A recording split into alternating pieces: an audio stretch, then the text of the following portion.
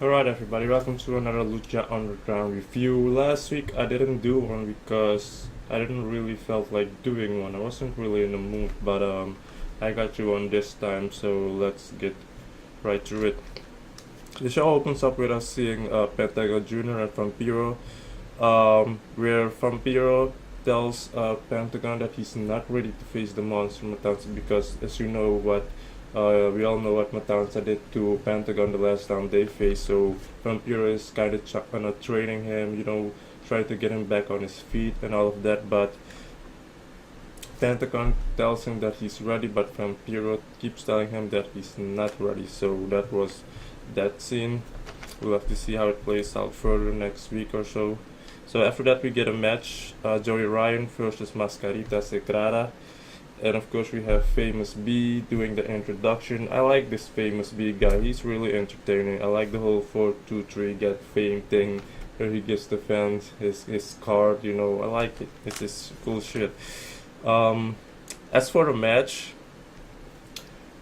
let's forget the whole that this thing is acting all of that, but I think we can all agree that Mascarita Sagrada has a lot more moves than John Cena and Roman Reigns combined. Let's be honest here, okay? So yeah, this is an entertaining match. I like Mascarita Sagrada. He's a real cool guy. I mean, a little guy does so much shit.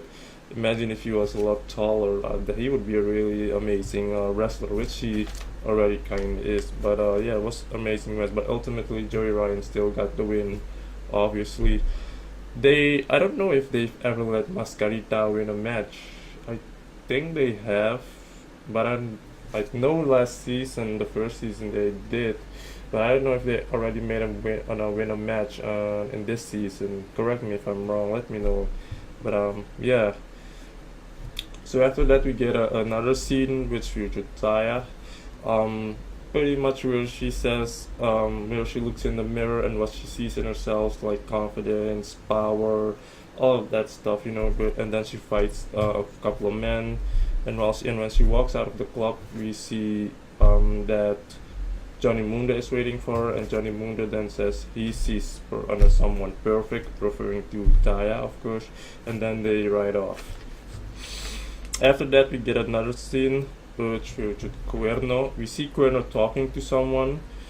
He says, "For too long you sat upon that throne, but you weren't king of the jungle. That you forgot that it was my jungle that you inhabited.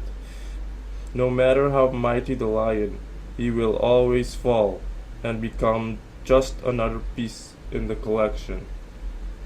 And then we see that he was talking to Mil Muertes because, as you know, in the Graver Consequences match, he was the one carrying the casket away along with the Faces of Death. And then he says, and become just another piece in the collection of the true king of the jungle. And then he walks away. So I'm really looking forward to how this whole thing is gonna play out. Because Mil Muertes isn't a champion anymore, but obviously, of course, he is still the hunted of what he has done, and with Katrina turning her back on him also, so she is also still the hunted here. After that, we get another match, which is for the Gift of the Gods Championship. Chavo versus Cage. I think it was obvious that Cage was gonna win this one. You know what I mean? Cage completely had the upper hand the entire time. Chavo just a little bit, but Cage ultimately won. So yeah, that's that. And then after that, he called out Matanza and says that he's gonna face him next week. So we already get a match for the Lucha Underground Championship next week. So he's gonna kind of cash in. I don't know if they say cash in, but he's gonna hand over the Gift of the Gods title and face him. So that's already scheduled for next week. Really want to see these two go up ahead. I know that Matanza is he's a flexible guy, but he does get tired real quick. As you can see with the match he had with Mil Muertes, it was a really sloppy match. In the beginning it was fast, but it turned out sloppy. Because this is the thing, that's the thing you're gonna get with these when you have two big men like these, unless it's a Brian Cage or a Michael Elgin or whatever the hell. But yeah, I'm really looking forward to this match.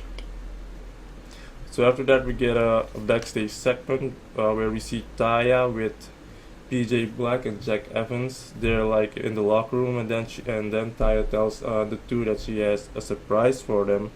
And when they walk to the back, we see that Phoenix has been knocked out. He's laying on the ground, and then we see Johnny Mundo as well, obviously because he's the one that knocked him out. And then Johnny tells him that Phoenix won't be their partner and that Johnny is going to be their partner for the Trios Championship match later on. So after that, we get another scene where we have Cortez and Joey Ryan. Joey Ryan, they're in Dario Cueto's office because, as you know, they're still investigating Dario Cueto and his brother. So Joey Ryan was kind of sort of like sneaking around, and he asked Cortez to help him. But while they were doing that, Cisco walked in and caught them sneaking. But while Cisco wanna try to run away, Cortex then got a hold of him and told him he's arrested. So I guess that secret is out. At least Cisco knows that now. After that, we get the main event: PJ Black, Jack Evans, Johnny Mundo against Pentagon Jr., Dragon Azteca Jr., and Rey Mysterio.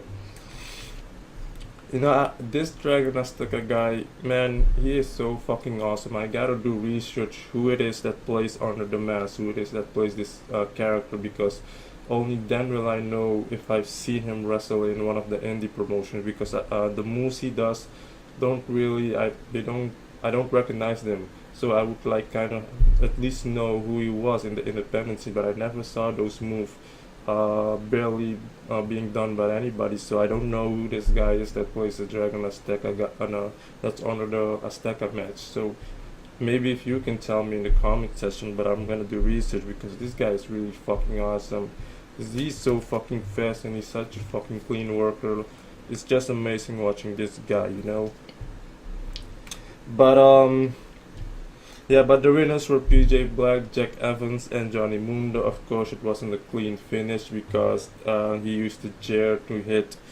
I think he hit Puma with it, and then got a 3 count. So, but the whole show was freaking entertaining as usual. With its fucking Lucha Underground. You're not gonna get a bad show in this fucking show. I can tell you fucking that right now. Which is why you need to watch it and don't miss out. But that was that. Next week we're gonna see what's in store. If you've watched this video all the way till the end, thank you very much. If you've liked my review, hit the like button, subscribe if you feel like it, and Lucha Underground reviews are gonna be short because this show doesn't have a lot of talking. And when there isn't a lot of talking, that means I don't have to go through a lot of stuff, Because if there's a lot of talking, and if the show is like an hour and 20 minutes, then I would have to go through a lot, which will kind of make the review a lot longer, maybe a 15-minute or 20-minute. It depends on how long, how many promos there are. Because if the show is only wrestling, a lot of wrestling, then it's gonna be short because then I only have to talk about the wrestling, which is fine with me because I don't really like too much talking in a wrestling show. I've never liked that about mainstream wrestling. I always complain about that. I understand that it has to do with build-ups, but my point has always been keep it to a minimum because there are a lot of us that don't like the too much talking.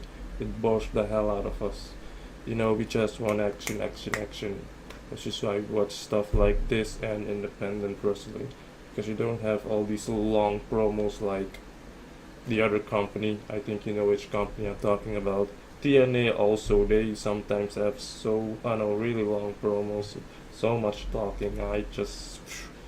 But that was that. So see you next week for another Lucha Underground review, and remember to do everything with zero miedo.